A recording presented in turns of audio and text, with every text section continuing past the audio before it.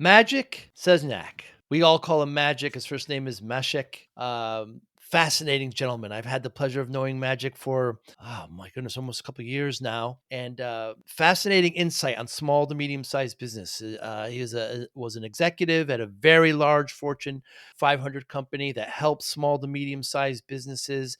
His insight on leadership, and we have a big discussion. I always talk to people and get their insight on the difference between a manager and a leader. There's such a stark difference. I've had managers in my organizations that believe they were leaders, and I have to make that transition. His life work balance. He's from Warsaw, Poland, and his life work balance is wonderful. It's a wonderful model. I opened the conversation with bouldering. I'm not sure if you're familiar with this. It's akin to rock climbing, but he also does windsurfing and skiing, and he does piloting and simulators. And his life work balance is always well done and intentional. But it's a great conversation with Magic about insights on leadership and small to medium sized businesses and how to help. Always enjoy talking to Magic, and I'm glad he agreed to do this. Thanks for listening. Hi, I'm Joey Pinz. People ask me, how did I lose 130 pounds? The quick answer is always discipline. I started my business, wasn't paying attention to my health, was eating too much, drinking too much sweets. My daughter was born. Next thing I know, I'm pre-diabetic. I have hypertension. I knew something had to change. Discipline. I, like many of you, have faced many challenges in your career, in your family, in your life, in your faith. How did you attack them? How did you approach them? How did you solve them, hopefully? It all had to have some degree of discipline. I'm also asked, how did you found and start a tech business? And it lasted over 25 years. Discipline. I was committed to it, enjoyed technology, didn't enjoy some aspects of it, but knew it was necessary. Discipline. Our podcast mission, how do we use discipline to better ourselves and society? Join me, please, as I talk to interesting people and discuss how they use discipline in their family and their passion and their careers and how it helped them. Our podcast vision, growth through learning from others. Joey Pinz Disciple Conversations. It'll be light and serious. Join us, please. Thank you for consideration. Thanks so much for your time today. And what is the attraction? What should we know about bouldering? About bouldering, it is a great sport. There's a couple of things that are really, really interesting. First of all, from the psychological point of view, you always go up. I mean, there's, you always advance further up and up and up. And many times you don't succeed the first time. So you have to try it out several times. It's like a problem, like a true problem solving. And you need to think it through. There's more than one way typically to solve the bouldering problem. So many times you need to use your advantages. Some people are extremely strong. They have very, very strong muscles. My big advantage, my power is I have very long hands. I reach very, very far. So where other people have to jump to catch and move up, I can simply stretch my hand, which is an advantage for me. So you need to think problems through before you solve them. You can try more than once. You need to use your advantages, and you always go up, which is very powerful from the psychology point of view, I think. Right, very kind of metaphoric. So the difference between bouldering and rock climbing. Well, you either use the line, like the lead with the line, so it's typically much higher. And bouldering, it's without belaying. So you basically go up. Let's say, I don't know how much it's going to be in feet, but it's going to be about maybe 3-4 meters up. And there is typically a very big mattress to cushion. If you drop down, you fall on the mattress without any security or what name you. With the rock climbing, you typically have a harness. You have a line, like a climbing climbing rope, okay, and then there's somebody that is trying to secure you, to belay you, or there is in some of the gyms there is an auto belay kind of a things, like the mechanism that will secure you. So and it's slightly different. I think bouldering is way more technical Mm. than rock climbing, and rock climbing is more about endurance. Okay, you need to survive Uh, much further up, and you need to really plan your strength. In bouldering, you need to be more about, it's more about the technique of climbing than it hmm. is in the rock climbing itself. And what got you into bouldering? Uh, I'm a marathon runner, so I was running a lot of marathons.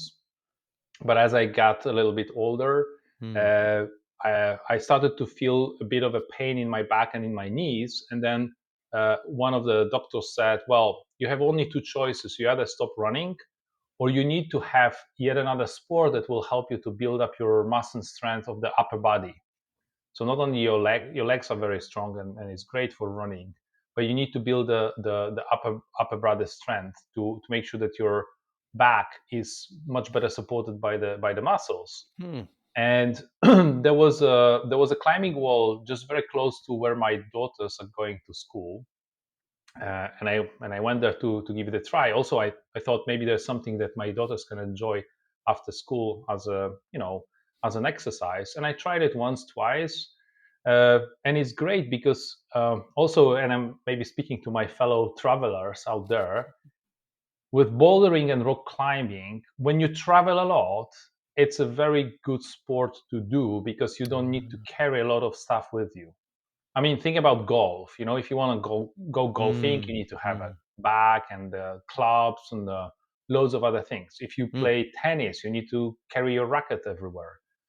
With bouldering, all you need to carry it's a pair of bouldering shoes. Hmm. Like there are special boots, that shoes that are more good for climbing. That are a little bit pointy. Uh, Hmm. Other than that, you don't need any extra equipment. So, like running, for running, you only need a pair of running Right. shoes, right? So it's easy to do when you travel a Hmm. lot. And I think for bouldering, it's also extremely easy because typically any larger city will have a couple of climbing walls, so you can always go. And I visited. I've been climbing on the walls in Guadalajara, in Manchester, in Santa Clara, San Francisco, Houston. So many locations. Hmm. People are very kind, and they give you a bit of a test whether you really can do that, Mm. because it is it is somehow demanding, physically demanding, but it's very very good if you're a frequent traveler like I was for many years. And I'm sure there's a big community around it as well, which is nice. There is a big community, and the popularity of this sport is growing. It Hmm. became one of the Olympic sports, I think Ah. 1 or 2 years ago, uh, and it's gaining popularity for sure. Hmm. It's a nice sport. Oh, so we'll see in Paris. That's interesting. I didn't know it was an Olympic sport. It is now. It's they started only like a speed climbing only Ah. initially. So you go as fast as you can to the top. But I think they are now expanding, and there's going to be bouldering and this classic kind of a this classic rock climbing as well, Hmm. which I think is super cool. The other sport you love, which it looks so cool, is windsurfing. I So there's two dimensions. I think I like sports that are connected with mountains, with the nice Ah. views. Okay, Mm. and I like the sports that are very connected with nature. That's why Mm. windsurfing is one of the sports I really like, because you don't use an electric or combustion Right. engine power. Hmm. You need a wind, you need a board, you need a sail, and then you need some water Mm. to Mm. slide on. So I like windsurfing. My sports are rock climbing, windsurfing, hiking, and skiing. That's Okay. key. So anything that is gonna. I think maybe the speed is also interesting because Mm. I don't know. 80 kilometers an hour. This is the speed of windsurfing. Wow. I'm trying to calculate it back to miles. I think it's 60 miles an hour, About that. Yeah. about that. Yeah. This is how fast even faster I can go on skis, up to maybe a 90 kilometers an hour, so maybe 100 Jeez. kilometers an hour, super fast. Yeah. So it's also very, very, but it's all very much connected with nature. You know, you use the power of your muscles, you use the power of wind, you use the power of of the nature to propel you to uh, to do the sport. And that is probably what is attracting me a lot to windsurfing, to skiing.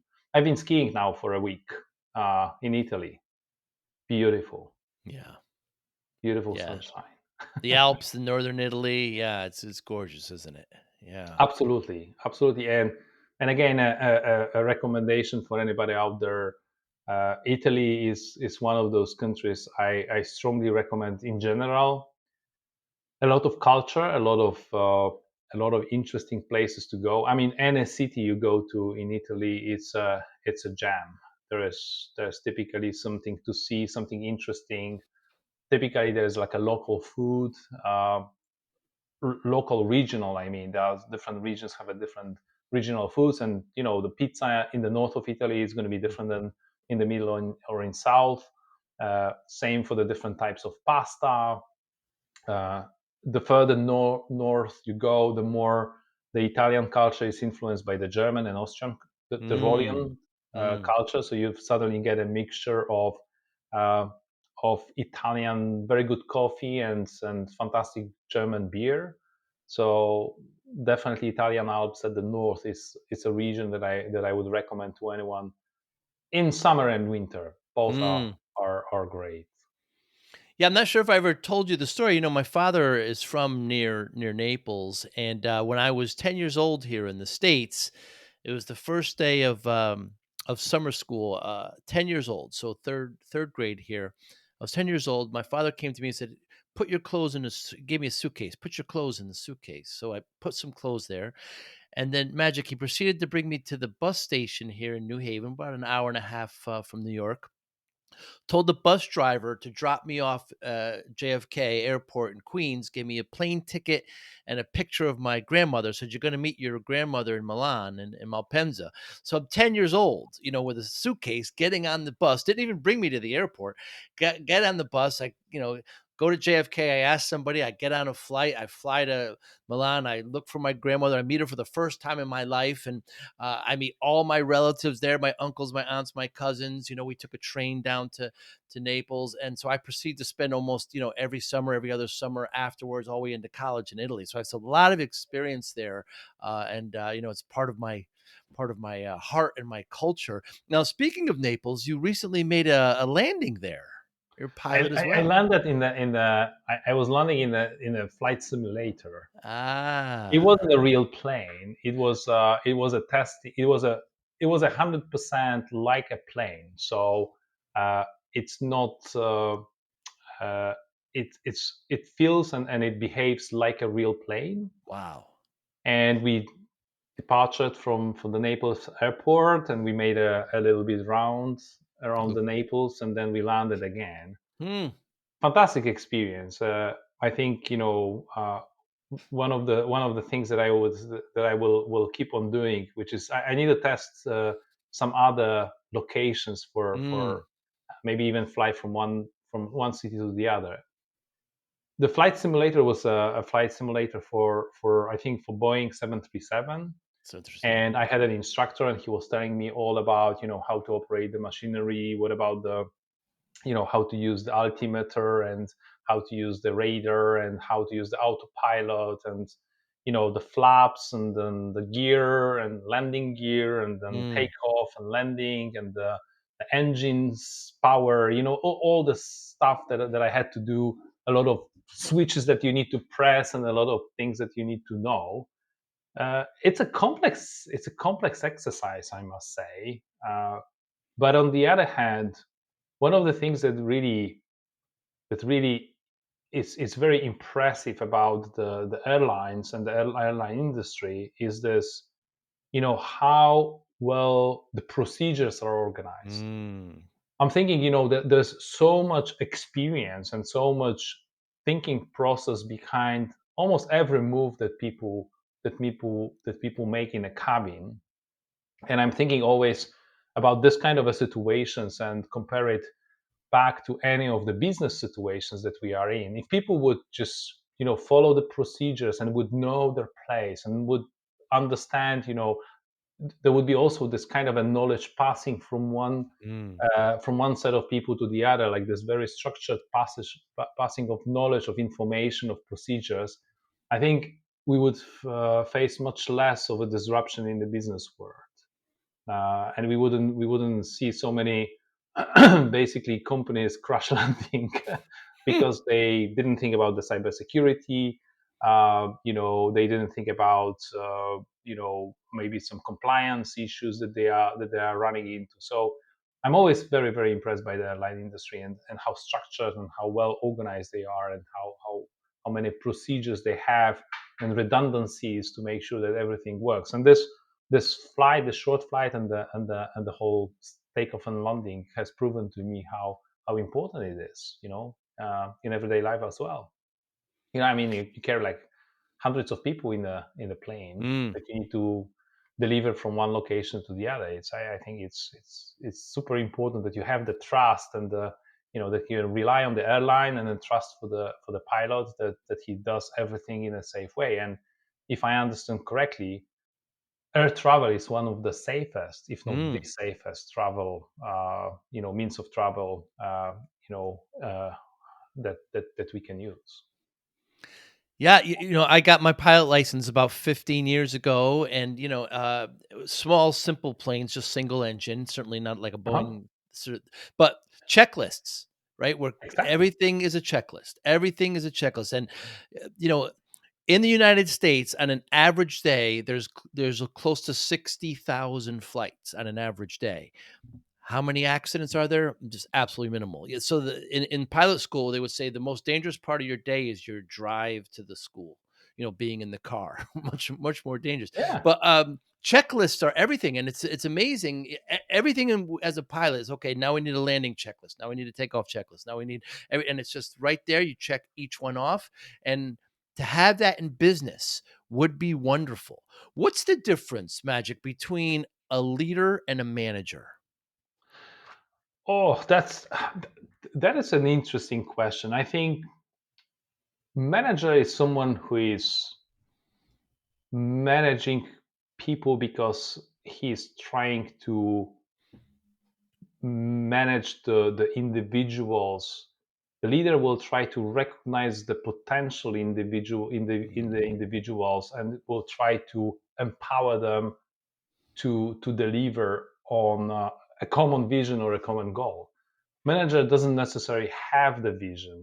Manager might be given a vision, and it's Mm. not necessarily able to pass this vision and inspire his subordinates. Leader will be the one who is able to co-develop the vision, even if it's not Mm. someone that is at the top of the management, and will be able to pass this vision on to his employees, his team members, and then inspire people to act. I think that's the big difference. And what comes with it is then the different techniques that the managers will use and the leaders will use to deliver on the objectives. But I want to say one more thing, Joe, because I think it's very important. Leaders have to learn how to behave like a manager, because there are situations Hmm. where you need to become a manager. Think about a crisis situation, right?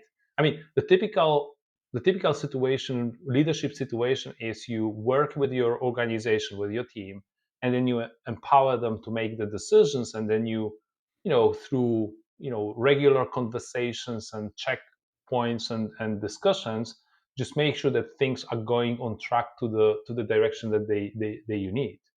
You don't need to resort to things like micromanagement. As a leader, you are not micromanaging. But Hmm. every now and then there is a situation when you need to make super fast crisis situation, for example. Super fast decisions do not allow for any ambiguity or discussions or whatever, then you typically turn into kind of a micromanagement approach, and you sometimes kind of tell people exactly what they need to do. You get through the crisis, and then you should go back to empowering people. Managers that can become leaders. So one of the things that people believe, you need to be born as a leader. I don't believe so. I believe many people that are currently only, kind of a very narrow-minded managers, because there are many of them.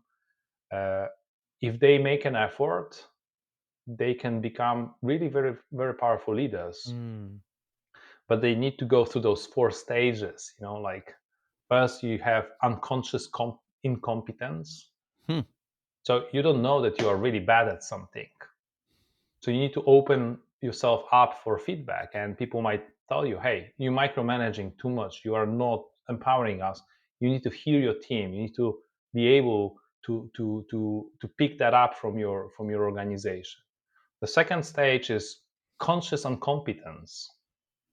So you learn that you don't I don't know how to be a leader, and then you know something, and then it's a moment when you can decide to do something about it, and you can make a decision that I'm going to change something in my life.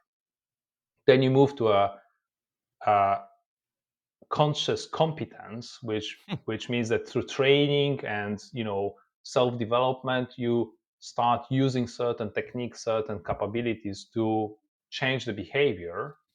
And the final stage is when you are so good that it becomes unconscious competence. Yeah. And then it's like driving a car. Initially, you don't know that you cannot drive. Then you finally sit down behind the wheel. You know that you cannot. Then you practice, but the first driving lessons, and subsequent driving lessons, you kind of very careful about how you move around. And at a certain point in time, shift stick, if you do it many times, you just don't think about moving from the 3rd gear to the 4th gear. It just happens automatically without even thinking. That's a kind of a maybe long answer to your short question. The difference between the manager and the leader. It's an important, because I've had managers that I've hired that thought they were leaders. So managers work on the day to day. They have certain metrics to follow. They have goals to set, whereas leader is overall picture, right? Just pretty much what you said. So what do you do when you have a manager that feels that they're a leader? Do you go through these 4 stages with them? There's a couple of things. First of all, if you are a leader of managers, if you are a true leader of managers, you have a duty to work with your managers so they become leaders as well. You need to take them on the side. During, at HPE, we had the annual performance review. So you want to take the person on the side and say, look, we have our performance review today, and I want to tell you, there are certain behaviors that you are, that you're doing too much or not correctly, and there are certain behaviors that are missing from your plethora of tools that you can use to manage the organization. And as a leader, it's your responsibility to develop your managers so they become leaders. Okay. But it also goes the other way around. One of the things that I always liked to do as a leader, as a vice director, vice president, I always like to go, and I learned it the hard way. Okay, I also made mistakes. It's not like as I told you, I don't believe that I became a leader just out of the thin air. I've made a lot of mistakes in my past as well as a manager, but I learned how to listen to people, and then I specifically asked people to provide me with the feedback. I would ask people reporting to me, my direct reports, I would go to them and say, look, I believe I have a problem with that. Okay, I believe this is where I'm not that great as I would like to be, and you are great. I give you maybe 1 or 2 examples. In my last job, there was a person, Woody. Woody is great communicator. He speaks in a way that It's always kind. It's always even the very he's English, by the way he speaks, even very harsh messages, difficult messages, he makes them feel like they're not intrusive. Even if he wants to tell someone that they are doing something wrong and he wants to change their behavior.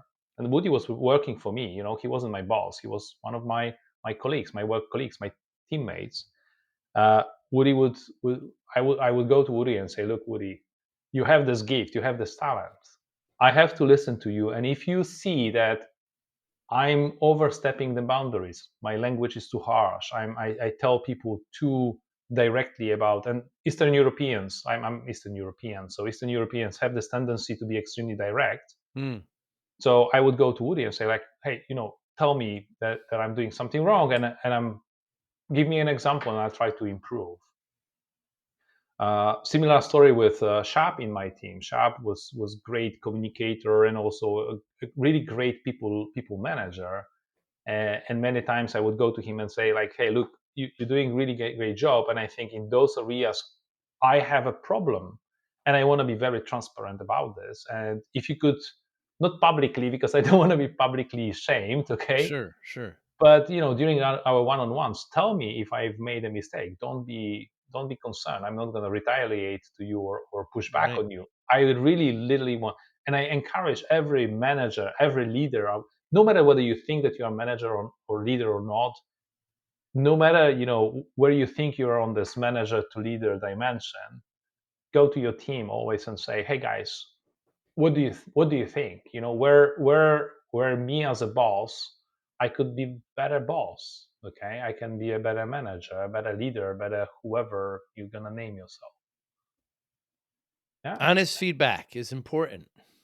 honest feedback both ways, from the bottoms Right. up and top down. It's super, but Joe, it takes also the person has to be open for a feedback. Right.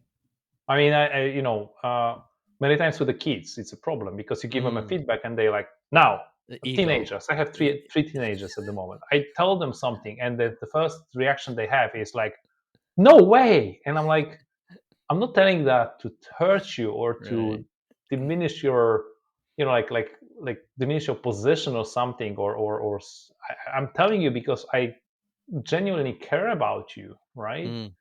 And people should treat feedback as somebody cares enough about you to offer you the feedback. And in many occasions, that's not the case. I've offered feedback many times to my bosses or my subordinates, and they would be just pushing back on me. And what can I do? Sure. Yeah. Yeah, by the way, I know Woody and Shaw, by the way, and I know their personalities, and it's funny. Woody is very kind of soft spoken in English, and yeah, it's just a very kind of. But it's and also when you're giving feedback, I used to facilitate a lot of groups with MSPs, and somebody would ask me for advice, and I would always say, well, here's a situation that was similar that I dealt with, and this is how I responded to it. In hindsight, I would have probably responded this way. So it can also help in the way you phrase it and offer the advice, probably not being, depending on the person, just being delicate with it. How important is celebrating in leadership? It's super important, but you need to. It's not just celebration for the sake of the celebration. First of all, you should always celebrate success. Hmm. Every time there is a success, and there are different techniques when people basically. I remember in one of the offices at HP, we had this kind of a bell close to the managing director office, and every time somebody would close a bigger deal, he would just go and ring the bell, loudly for the entire office to know that we just closed a nice deal. Everybody would come around, and the managing director would announce, hey, this and this person has closed a multi-million-dollar deal for us, and we want to celebrate that Wow. tonight or tomorrow, whatever. So recognize, celebrate, but like in this particular example, you need to be very specific what you celebrate, because so many times I've seen like, hey, you're so good. We want to congratulate you because you are so good. And that is not the way you should do it. I mean, what you should say is specifically, publicly say what has been done that deserves a recognition. Be very, very specific about it, because it serves two things. First of all, it's genuine. The person that is the object or target of a celebration or recognition really feels like you've taken time to understand what has this person has done uh, to deserve the recognition. Okay. And by the way, I had a great boss, Chuck Smith. He's currently working for IBM, and he said to me, like, Magic, your job as a manager, as a leader, is to know what your people do well, and just simply go and tell them about it. Okay, because you have a position of power. You're an important guy, a director, a VP. Okay, your word carries a lot of weight. If you tell someone that he's doing a good job here and there, and this particular thing, it's great. But being specific of opens yet another opportunity. It's an opportunity for you as a manager, as a leader, to tell the rest of the organizations what are the behaviors that you would like to see more of.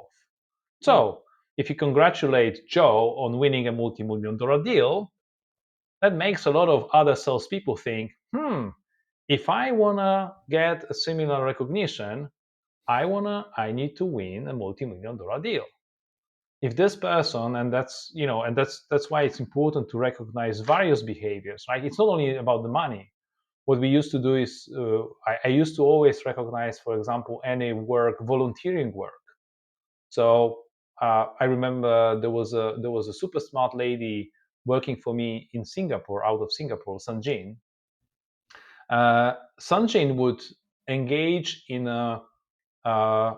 helping to bridge the digital gap for the seniors. Okay, so they would get together with other employees and other friends. Okay, and they would invite uh, people that are maybe not that senior, and not so senior in age, and maybe not that familiar with mobile phones or banking, like digital banking, or security that they need to maintain.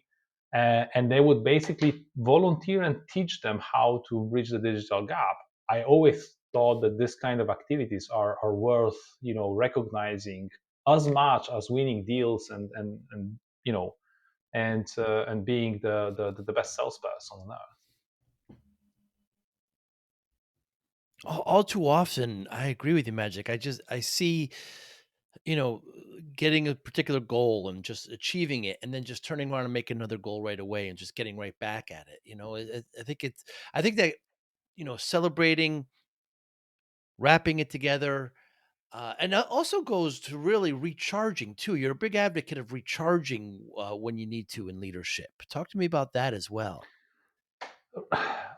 Recharging is important for two reasons, Joe. Okay, first of all, as a human being, you need to recharge. Mm, I mean, there's nobody that can work 24 hours a day. And believe me, when I was in global roles at HP, Compaq, if you are in a global role, there's always somebody awake.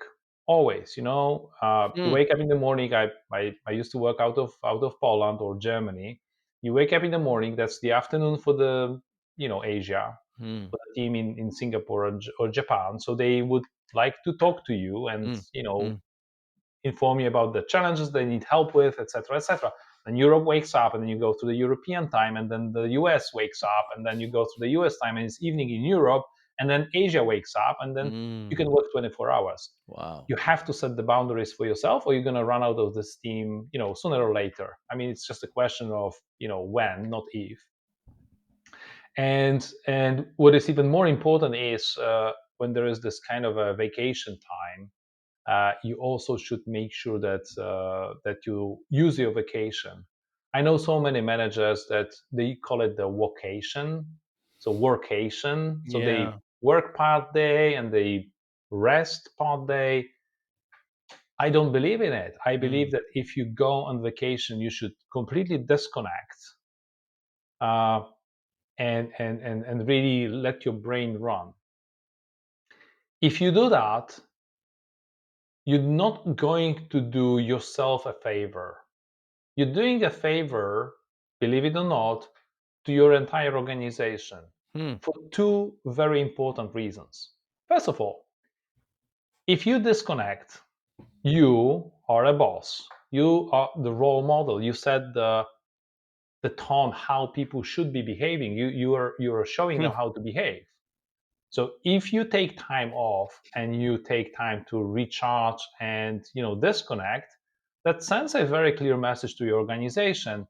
That is acceptable, you know, behavior. That is what your boss does. So you are also allowed to do that.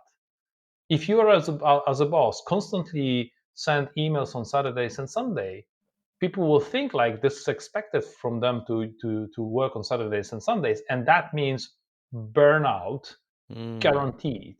Hmm. You need to have a break. I'm not saying every now and then there is a kind of a crisis and you need to work through some Saturday and Sunday. This happened to me many times, more times than I wanted. Hmm. Okay, Hmm. but it's not like Saturday and Sunday. It's typically for the family. Okay, that was my rule of thumb. So, number one, when you go and use your vacation, you also pass the message to your organization that vacation is a good thing. But there's a second big benefit for the organization when you take vacation and disconnect. And I really like that with my teams, because then you empower people to act on your behalf when you are away. So you typically empower someone to stand in for you for the week or 2 weeks. Hmm. That's a perfect on the job training. And typically, without the major consequences for the organization, because if this person even makes some errors, like incorrect judgments or whatever, you will come back after 2 weeks, and then you will be able to fix it, okay, together. It's a learning on the job that you offer to your direct reports, that can stand in for you, can step up. And and I'm not saying that only as a manager, because you can also offer the stand in or backup, to be your backup for your peers, which means that somebody will learn a little bit more about your job, which is great. Hmm. Which is great, because then you will be able, if somebody better understands your job, is maybe more likely to help you when there is a problem. Okay, it's more likely to understand some of your challenges that you are facing, and maybe not push back so much on you. So two major advantages. You set the tone and set the behavior, that is acceptable, but you also empower and teach people how to step up, even for a short period of time, and take a bigger job than they have on a daily basis. Yeah. Hmm. And I want to bring it all around. You're a huge advocate of small to medium sized business, right? Here in the States, it's 99% of the businesses. And a lot of times, a lot of these small to medium sized businesses have to have a person that's both manager and leader, right? They can't take as much time off. They can still celebrate, but they have to, make these accommodations. What do you say to that? I I I mean, unless you are one, person entrepreneurship, and you really have nobody Mm, to hand it over to. But even in those cases, I've seen many of the owners, like business owners, that would just shut down for 2 weeks, and then mm, say, like make inform people about it, right. okay, in advance, pick the right moment. It's not always, I mean, you don't want to shut down your business, your skiing school in the middle of the skiing season, right? That's not the right Right, moment, right? right. But that always, you can pick and choose a moment when you can basically shut down for 2 weeks and then really go and disconnect. And I've met many small business owners that do that on a regular basis, and they are extremely happy about it. But even in a small business organization, you want to develop your team members, uh, for two reasons. Again, reason number one, um, unless you have indefinite amount of money, and then you can use money to incentivize people. Okay, but money has a very short span of Mm. it's an incentive with a very short working span, because you give somebody a pay rise, 3 months later the person has forgotten about the pay rise, got used to the increased pace, and you would have to increase again and again and again and again. The motivation, the incentivizing outside of salary increases typically has it's much more powerful and long lasting. People that have fun at work are more interested in waking up every day. They incentivized to wake up every day and go to work. From the various research and from my experience, I know that also the younger people, now the younger generation, is way more driven by the purpose, for example, of the work rather than the pay.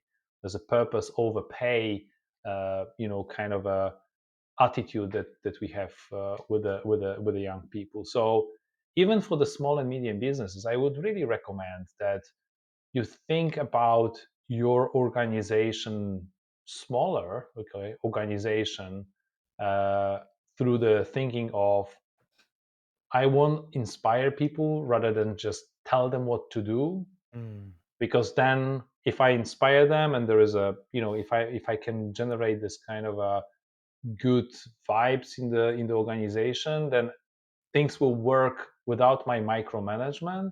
If I Mm. don't have to micromanage, then I can disconnect, take the time off, and I can enjoy Hmm. time, which means my people will be happier, and the the organization will be way more integrated. And one of the big problems that SMBs have is hiring and retaining key talents. Right. I mean, that there you go. This is how you retain and hire and retain the best talent, if there is a word of mouth that this guy takes care of his organization, even in a small setting. Hmm. What lessons can SMB, small to medium businesses, learn from large Fortune, 500 companies with thousands of employees? Sometimes it's hard for the SMBs to kind of wrap their mind around that. It's just such a different scale. There's a different scale, but but there is also the certain things are pretty similar. I mean, Mm. you mentioned a very interesting example at the very very beginning of our conversation, which is, it doesn't matter if you're flying a Boeing 737 or a one engine, kind of a plane. You have to follow the Yeah, checklist. that's right. So there are certain things, certain processes, certain, kind of a procedures that you should implement in your organization. Okay. Hmm. And obviously the danger is that large organizations tend to be, kind of immobilized, if you will, by the procedures. They Mm, go too far. mm, Okay. mm, And mm. then small and medium businesses, they don't have many They times could any do less. procedures. Right. And that's both are bad. Mm, Okay. If you have a mm, very large organization that is only driven by procedures, then there's nothing that can be done really, because you always run into a problem with the procedure. I run into this kind of a situations all the time, especially if you want to innovate and you go against the procedure that was set, mm, I mean, so many years ago. Is going to be very very difficult. So, but on the other hand, if you have no procedures, if there's no checklist for certain things, so maybe identify priority things, priority activities that that you have in your company. From the technology perspective, Joe, I will always say, there's one big challenge that the SMBs are facing, which is cybersecurity threats. mm, Okay. mm, And for the cybersecurity behaviors, you should have your checklist. You should mm, check your you have you should, for example, have a checklist. What happens if there is a ransomware attack? Think about the checklist ahead of a game. You should have a checklist, for when you bring a new employee on board, what kind of access to the different, types of systems or data they should have. You should have a checklist for every quarterly review of your, kind of a cybersecurity procedures. Don't do it by yourself, by the way. If you're listening to us as an SMB owner, mm, I always recommend that you go to technology service provider, to MSP. MSPs are a great source of knowledge about how to set up those checklists. There will be checklists for cybersecurity. There will be checklists for for how to best, build new documents, PowerPoint presentations, or how to set up remote access. They have those checklists already. Go to them. Like you are probably, as an SMB owner, you're probably outsourcing your accounting to a specialized accounting firm. Go and outsource your technology to a trustworthy MSP or technology service provider. That's what I would recommend to the SMBs. Okay, uh, they will bring MSPs will most likely bring to your organization this robustness of a large Mm, technology company mm. thinking process at a much more affordable price, and a much more innovative approach than you can do it for yourself. So that would be, one of the thinking thoughts that I have around that. Yes, a standard operating procedure, an SOP, and a checklist. There's lots of commonality there. I see a blog coming from this, Magic. Yes. I believe so. I truly believe so. Again, there is this kind of a balance and thin line that you need to navigate between just spending time on procedures, because at the end of the day, SMB's job is to run the business and to Mm, realize their passion. A lot of small and business owners just don't go to business because they want to run procedures. They go to business because they have this passion, this idea, this concept mm. that, they want to be a great, you know they want to run a great restaurant, or they want to run a great, I don't know, karting, uh, or maybe a healthcare center or whatever. They have a certain, kind of a passion. But it's just that it's good to build this ecosystem of companies around you. Okay, as I said, technology, MSPs, accounting, special accounting firm, legal. You don't want to solve all the legal problems by yourself. You hire a lawyer. Mm. So as an SMB, you should probably think about this, building this ecosystem that will empower you and allow you to focus on your true business. Yeah. So when I started my small to medium sized business, my technology firm in '93, right, I was working way too much. I was not recharging myself, and I was 14, 15 hours days. It was terrible, and I wasn't exercising. And before you know it, I got myself up to 340 pounds. And so the doctor said to me, if I don't lose the weight, my daughter was just born. You're not going to see your daughter graduate. So this was a, kind of come to Jesus moment for me, Magic. So I spent the next 7 months. I lost about 130 pounds, and weight loss is a big industry, and many people have struggles with it. Very difficult to do.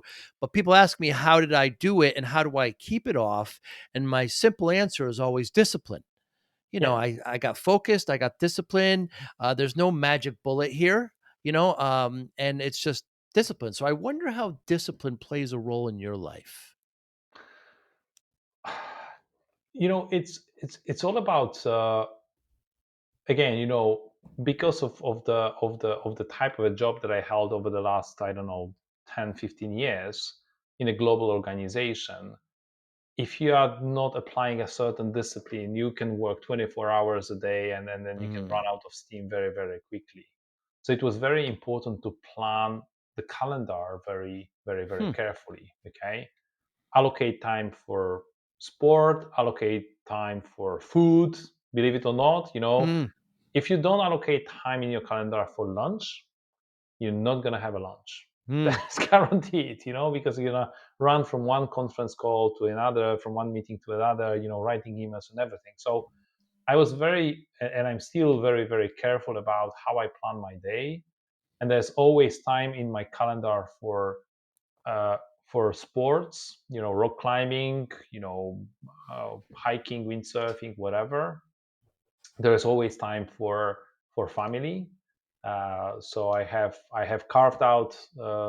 I go twice a week for a coffee with my wife in the morning, oh, and I'm not giving up this. Even though I get pressured so many times to meet in this particular time slot with someone, I just don't give it up, because my wife can only meet with me twice a week for a coffee. So I'm not gonna give it up for any other meeting. mm, mm. So you need to be very disciplined uh, about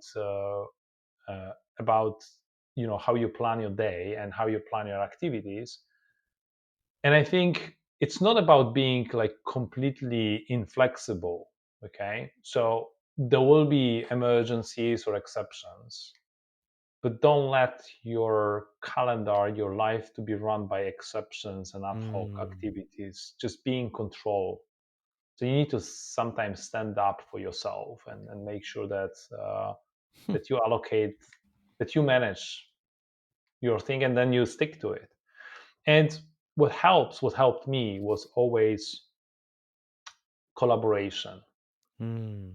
It's much easier for me to go and do stuff when I commit this time together with somebody else.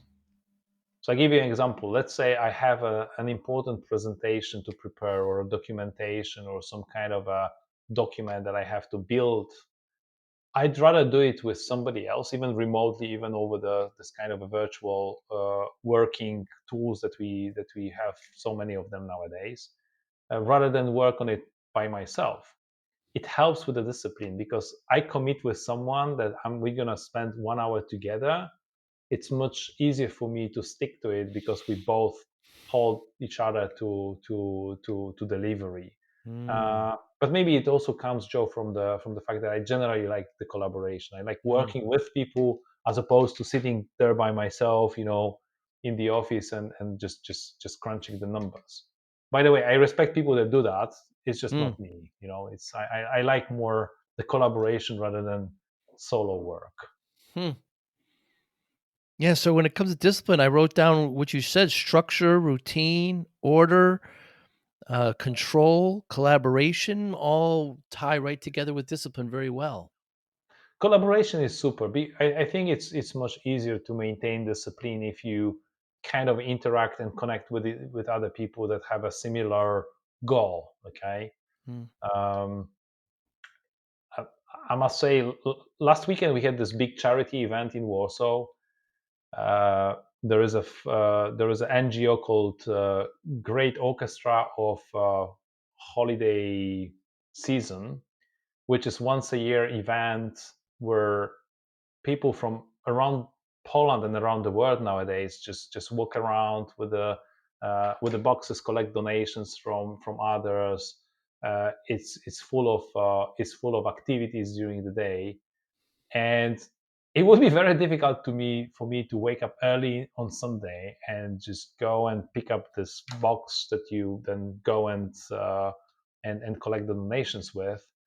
But I agree with my daughter that we're gonna do that. So we kind of Mm. held each other, uh, Accountable. Mm. yes, accountable for the fact that we need to get up early in the morning, get to the collection point, pick up our stuff, and then just go and collect some donations from people, and then look for people with open hearts that are willing to support. Uh, this year, the goal was to work on the to buy more equipment for the Polish hospitals that takes care of the lungs after the pandemic, Oh, because there are wow. a lot of people that have problems with lungs. Mm. Bringing them up to 100% capacity after the pandemic, after COVID, is a problem for many people. And we were collecting money for this good cause. Yes, and I was running a charity run on Sunday. Hmm. It was a very busy day. It's nice to be well-rounded like that. Magic, what motivates you? What motivates me? Um, Fun and challenge together with others. Hmm. It has to be both fun, challenge, and fun. I always said to my team, look, one of the things that I want to make sure is that this organization is fun to work for. Uh, there are two types of challenges. Uh, I went to one of the events, HP event, and there was a friend of mine, Krista. She said to me one thing that resonates me very well. People treat hard work as a mission or as a burden. Hmm. Okay. So if you as a leader can turn the work into a mission, it's a completely different, there will be a lot of hard work that will be done. And I think what motivates me is if I can see a mission, And again, it has to be a mission of the teamwork rather than just getting stuff done on my own. That's why I like to go rock climbing, or I like to go skiing with others, as a group, as a family, as a team, as an organization. That's hiking. It's you go in a group hiking. It's always nice. Yeah. So what motivates me? It has to be fun and challenging. So it has to be a mission, and mission in a team is much better than just doing stuff on my own, I guess. And it's fascinating, fun and challenging. It's important to have it's important to have the fun element. Too often we see here in the states Critical. where people don't have fun. That fun isn't. I don't know. I don't know if is it a European thing versus a states thing. I don't know. They seldom bring No, that up. You think it's no, it's not. universal? It's not European versus US. I mean, Mm, I I've met so many managers that were just looking for the job to be done. mm, mm, Like it's and there is no fun. You spoke about the celebration, right? yeah, There was no celebration of the fact that we are working on something together and achieving something. Uh, Fun is important. I mean, how do you wake up in the morning and you want to work those 13, 14 hours sometimes? yeah. Sometimes, I mean, I'm not an advocate that you should work 13, 14 hours a day, but sometimes it requires you. There's those moments when there is a crunch and there is a problem, whatever. This is what you are preparing for, by the way. Like Hmm. on a daily basis, it's easy to motivate people. Relatively easy to motivate people when things are moving smoothly and everything is going well. It's when the problem comes and everybody has to get their acts together and go this extra mile and attack the problem from a different angle. Hmm. Uh, this is where you need this motivation and you need this kind of a special thing. And if this is part of the fun journey, you're more likely to be successful to get people to go extra mile. Hmm. If this is the burden, then people will eventually either break down or leave. Hmm. Fun and challenging. So, how do you measure success, Magic? This is a pretty dynamic exercise. Okay, Mm, the way I measure success is I always ask myself, if we meet a year from now, okay, and we want a handshake and congratulate each other on the job well done, what are we going to congratulate each other on? Okay, that's for me the ultimate test of how to measure success. You kind of have cast your mind forward a year, and you think, if I would tell my mom that I was successful, what am I going to tell her that I have achieved? mm, And that is going to force you to think about something super tangible that you need to put on the table, and something pretty simple, because you don't want to burden people with like a very elaborate explanation. So you know I want to double the number of the amount of rewards that the channel partners will get, or I'm gonna deliver a certain amount of new deals, okay, or new customers, new logos to the company.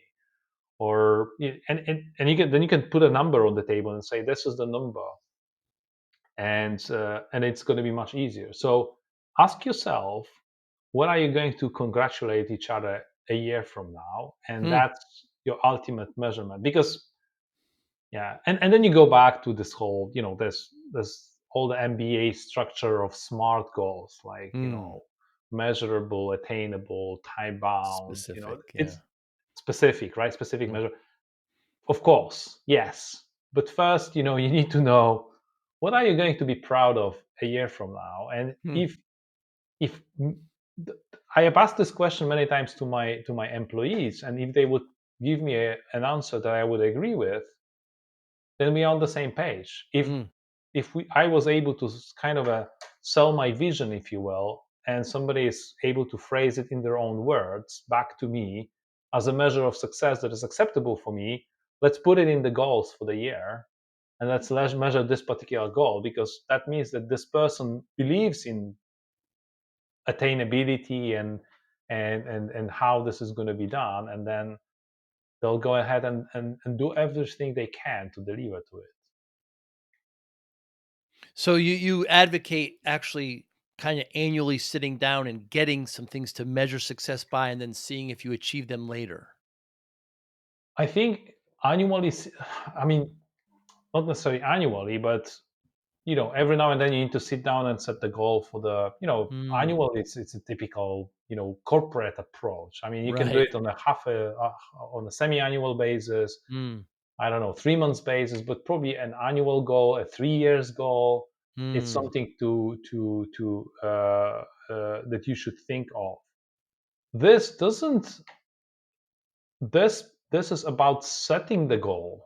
hmm, Now, how you control the delivery, it's a very regular checkup. It could mm, be, if things are going well, you might need only a checkup every 3 months.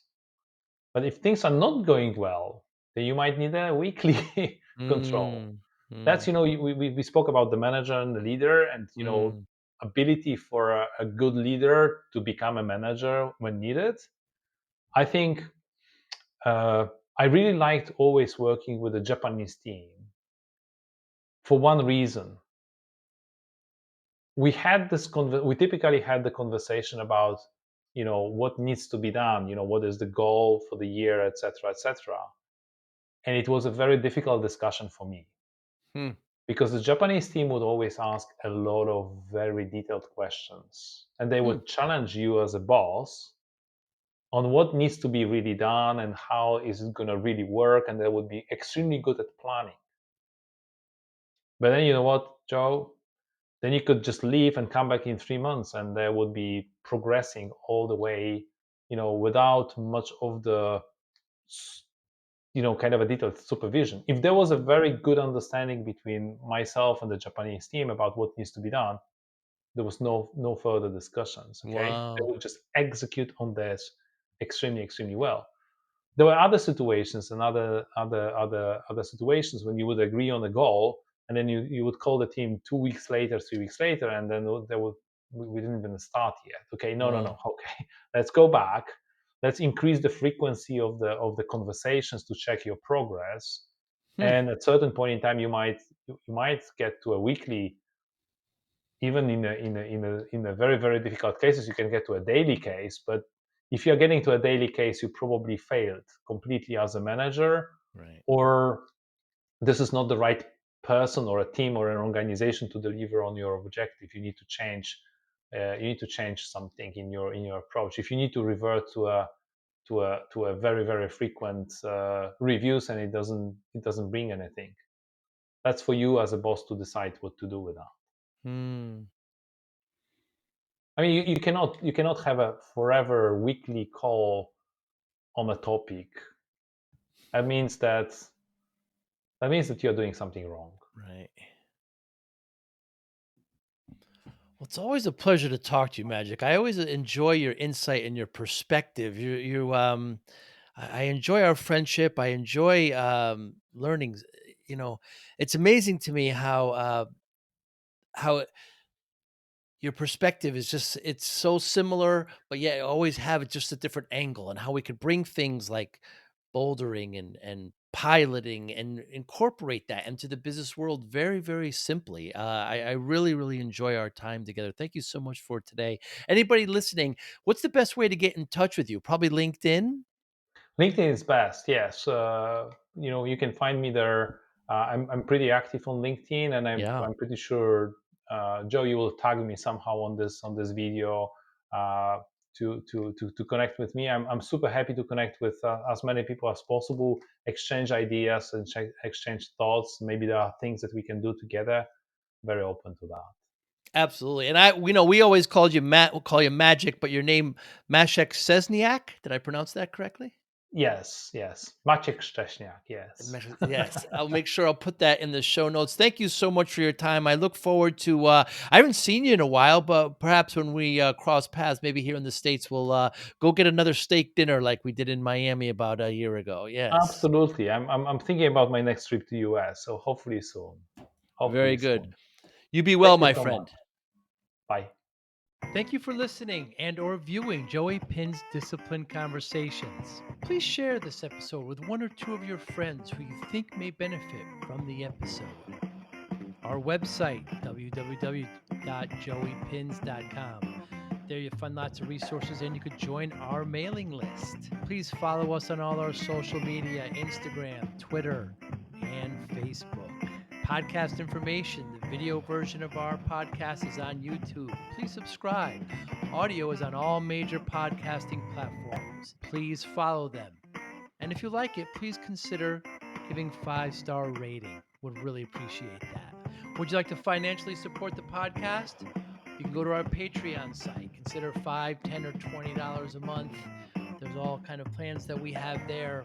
There's like a one-time payment. What is this podcast episode worth to you? $25, $50, $100, $500, $1,000, $5,000. You be the judge. You can go to our PayPal account to do that as well. Thank you again for listening or watching Joey Pinz Discipline Conversations.